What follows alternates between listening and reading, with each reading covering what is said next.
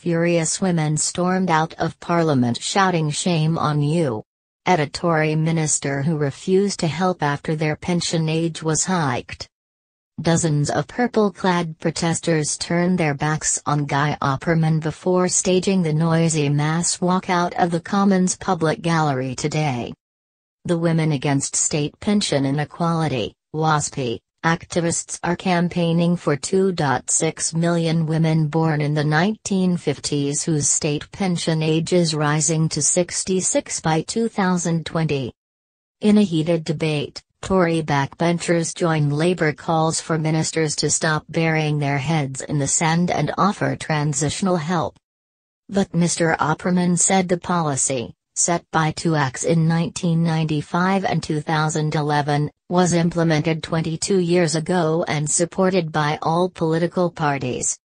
He refused to backtrack, saying the maximum rise is 18 months and working age people could not pay an ever larger share. He added, the key choice that a government faces when seeking to control state pension spend is whether to increase state pension age or pay a lower pensions. Waspi campaign director Jane Kelly, who led the walkout, said the women were fed up after hearing Mr. Opperman rehashing the same issues. Up to 50 women in the public gallery were separated from MPs by bulletproof glass but could still be heard clearly on TV microphones in the chamber. Ms. Kelly said they left peacefully without being stopped by security. The debate saw Labour's Hugh Gaffney break out into the Beatles' "When I'm 64" as he cited the example of constituent Helen, who turns 64 in January. He said she should not have to ask "Will you still need me, will you still feed me, when I'm 64?"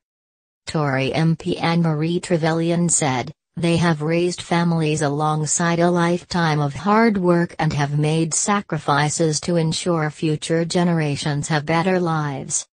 Labour MP Caroline Harris, chairwoman of the All-Party Parliamentary Group for Waspi Women, warned many were left in financial despair. You really need to stop burying your heads in the sand and do the right thing by these women, she told ministers. The reality is the women are desperate.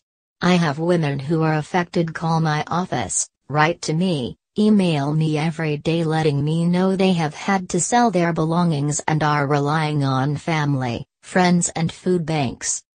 Referring to ministers, she said, they've deceived these women. They stole their security and they shattered their dreams. Around 150 protesters travelled to London. Cheryl Sloan, 64, from Coventry, wept as she told the Mirror how she and husband Frank, 67, had to shut their gardening firm before her son then died of pneumonia in April. Cheryl said, I'm living off my husband's pension and I don't see why I should have to do that when I paid my national insurance all my life, for 40 years. There are lots of women here who cannot work. They're having their benefits taken away despite illness. There's nothing at all for them to fall back on.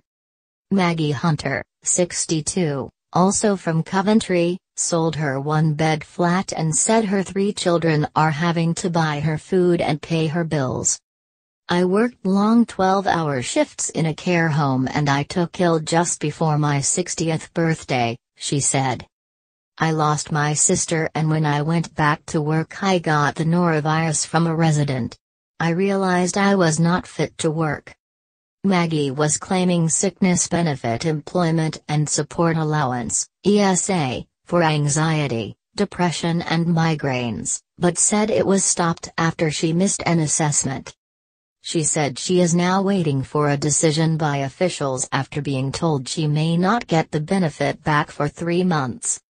Broadcaster Joan Bakewell claimed the women's fight will one day be a hit film on a par with Suffragette or Made in Dagenham. The Labour peer told the House of Lords, the film poster might well read, they were old. They were women. They were condemned to be poor. I appeal to the minister to make sure that this does not happen.